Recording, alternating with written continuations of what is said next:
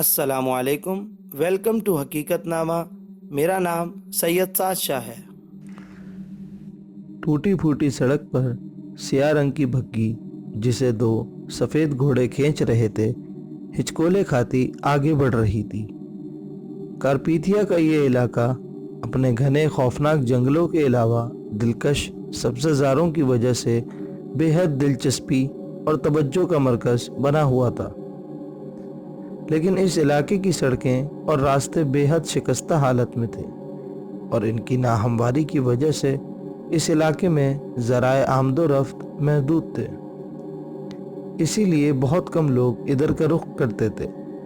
بگھی میں بیٹھے ہوئے چاروں مسافر بڑی بے چینی اور اضطراب سے پہلو بدل رہے تھے۔ بگھی پتھریلی اور ناہموار سڑک پر بری طرح اچھل رہی تھی اور دھچکے کھا رہی تھی۔ باہر شام کے سائے گہرے ہو رہے تھے۔ اگر ان لوگوں کو راستے کی خرابی اور اپنی تھکن کا علم ہوتا تو وہ اس علاقے میں آنے کے بجائے اپنی چھٹیاں آسٹریا کے مشہور شہر ویانا میں ہی گزار لیتے۔ بہرحال یہ سب کیا دھرا چارلز کا تھا، جس کے اصرار پر ان لوگوں کو یہاں آنا پڑا تھا۔ ان کے بدن کی ہڈیاں بری طرح دکھ رہی تھیں اور جوڑ جوڑ میں درد کی ٹیسیں اٹھ رہی تھیں۔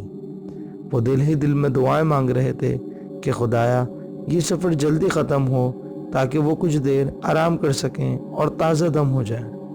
وہ دل ہی دل میں چارلز کو بھی کوس رہے تھے، جس کی وجہ سے ان کی تفریح کا موڈ غارت ہو گیا تھا۔ باہر تاریکی پھیل رہی تھی اور یہ بات اب بعید از قیاس معلوم ہو رہی تھی کہ اس تاریک راستے پر کوچبان کو راستہ صاف نظر آ رہا ہوگا۔ چند لمحوں بعد بگھی رک گئی اور اندر بیٹھے ہوئے مسافروں کے دلوں کی دھڑکنیں تیز ہو گئیں۔ وہ انجانے خوف اور وسوسوں میں گھر گئے تھے۔ ان کے دل میں یہ خوف بار بار کروٹیں لے رہا تھا کہ وہ کہیں تاریکی میں راستہ تو نہیں کھو بیٹھے، ان جنگلوں میں گم تو نہیں ہو گئے۔ جہاں رات کا تو ذکر ہی کیا، دن کے وقت بھی سورج کی کرنیں نہیں پہنچتی تھیں، اور جو اپنے پراسرار اور طلسمی واقعات کی وجہ سے مشہور تھے، لیکن ان کے وہم اور شکوک بے معنی اور لا حاصل تھے، کیونکہ وہ ایک سرائے کے قریب جا پہنچے تھے۔ کوچبان نیچے اترا اور دروازہ کھول دیا۔ وہ سرائے کا بورڈ دیکھتے ہی خوش ہو گئے، کیونکہ دن بھر کی تھکن کے بعد بالآخر انہیں آرام و طعام کی سہولت میسر آ گئی تھی، جو ان کے لیے کسی نعمت سے کم نہیں تھی۔ یہ سرائے چھوٹی تھی، لیکن سرائے کا مالک اپنے برطانوی مہمانوں کو خوش کرنے کے لیے تیزی اور تندہی سے مصروف کار نظر آنے لگا۔ وہ مہمانوں کے کمرے میں جا کر آرام کرنے لگے۔ گرم پانی فوری طور پر تیار کیا گیا، اور پھر جتنی دیر میں یہ برطانوی سیاح نہا دھو کر تازہ دم ہوئے، کھانا لگایا جا چکا تھا۔ کھانے سے فارغ ہو کر جو بہترین قسم کے روسٹ کیے ہوئے بٹیروں اور شاندار سلاد پر مشتمل تھا، یہ لوگ بڑے سے آتش دان کے گرد اکٹھے ہو گئے اور بہترین قسم کے قہوے کا دور چلنے لگا۔ یہ سب لوگ گھل مل کر باتیں کرنے میں مصروف تھے، اور یوں لگ رہا تھا جیسے وہ دراصل ایک ہی خاندان کے ارکان ہوں۔ اعلیٰ قسم کے ورجینیا تمباکو کی مہک اور قہوے کی تیز خوشبو نے مل کر سرائے پر ایک خوابناک ماحول طاری کر دیا تھا۔ یورپ کے اس تفریحی دورے کا پروگرام چارلز کینٹ نے بنایا تھا۔ وہ شروع سے ایڈونچر اور سیر و تفریح کا دلدادہ تھا، اور نت نئے تفریحی پروگرام بنانا اور نت نئی مہمات سر کرنا اس کا دلچسپ اور محبوب ترین مشغلہ تھا۔ اس نے سرائے کے مالک کے ساتھ ٹوٹی پھوٹی جرمن میں گفتگو شروع کر دی اور دوستی کر لی۔ سرائے میں موجود چند اور لوگوں کو اپنے برطانوی مہمانوں سے بات چیت کرنا گوارا نہیں تھا۔ پھر بھی جب چارلز نے حسب عادت مسکراتے ہوئے انہیں قہوہ پینے کی دعوت دی تو وہ بھی زیر لب مسکرائے اور پھر اکٹھے ہو گئے۔ کچھ لوگ پائپ پی رہے تھے اور اس گہما گہمی میں بظاہر بڑی بے نیازی سے شامل نظر آتے تھے۔ फिर वो लोग जुआ खेलने में मसरूफ़ हो गए। चार्ल्स ने दोबारा सिक्का उछाला। किस्मत की देवी इस पर मेहरबान थी, वो दोनों बारी जीत गया। इसकी जीत के बाद दूसरे लोगों में भिनभिनाहट शुरू हो गई और चार्ल्स ने माहौल की कशीदगी के पेश नज़र तकरीबन हर शख्स को शराब पिलाने की पेशकश की और माहौल फिर से पुरसुकून हो गया। हेलेन को ये सब कुछ अच्छा नहीं लगा। यही नहीं बल्कि ख़ुद चार्ल्स के बड़े भाई एलन ने भी अपनी राय महफूज रखी। वो नागवारी से ये सब कुछ देखता रहा, लेकिन किसी किस्म का कोई तबसरा नहीं किया। कुछ देर बाद माहौल की कशीदगी ख़त्म हुई। एलन मुस्कुराते हुए अपने भाई चार्ल्स का खेल देखने लगा। चार्ल्स ने बमुश्किल तमाम एलन और इसकी जवां साल बीवी हेलेन को इस मुहिम पर आने के लिए रजामंद किया था। चार्ल्स और एलन को बाप के मरने के बाद वर्षे में थोड़ी सी जायदाद मिली थी और चार्ल्स जिंदगी में कंजूसी से वक्त गुजारने पर मर जाने को तरजीह देने वाले लोगों में से था और हिमा वक्त अच्छी अच्छी चीज़ों, तफरीहात और जा बेजा अय्याशियों का कायल था। इसके बरअक्स इसके भाई एलन को अपनी हसीन बीवी हेलेन का साथ देना पड़ता था, जो कंजूस तो नहीं थी लेकिन किफ़ायत शार ज़रूर थी। और यही वजह थी कि एलन ने अपनी जायदाद का कुछ हिस्सा हेलेन के इसरार पर एक कारोबार में लगा रखा था और मुस्तकिल मुनाफे का एक ज़रिया बनाकर अपनी माशी, माली और सियासी पोजीशन खासी मुस्तहकम कर ली थी। और वो चार्ल्स की तरह नई नई दिलचस्पियों और एडवेंचर्स की तलाश में कोशा नहीं रहता था। दोस्तों, अगर अभी तक आपने हमारा चैनल सब्सक्राइब नहीं किया तो नीचे मौजूद बेल आइकन को प्रेस कर दें।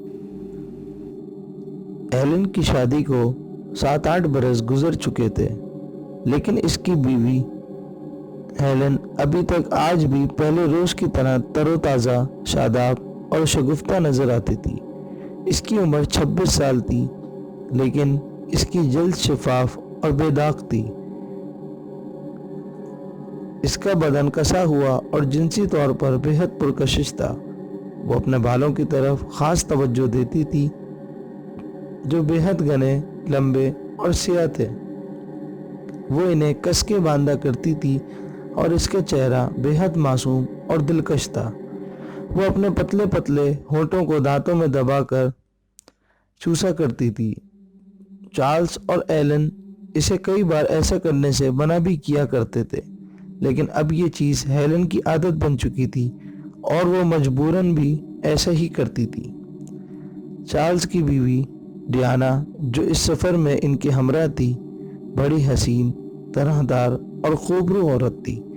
वो जिनसी तौर पर हेलेन की तरह पुरकशिश और सुडौल थी और इसका सीना उभरा हुआ और ठोस था।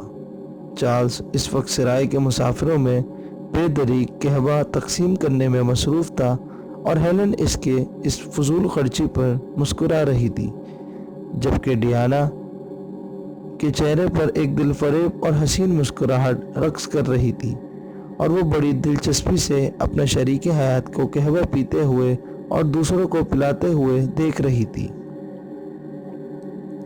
डियाना का बदन लोचदार और गंदास था।